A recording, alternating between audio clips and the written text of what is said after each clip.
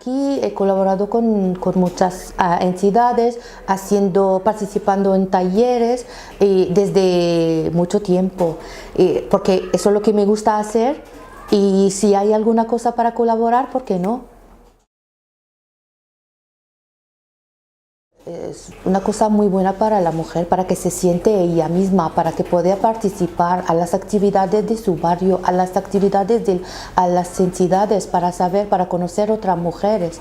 Para mí es muy importante, para tener más conocimiento, para saber más. Y quiero siempre formar parte de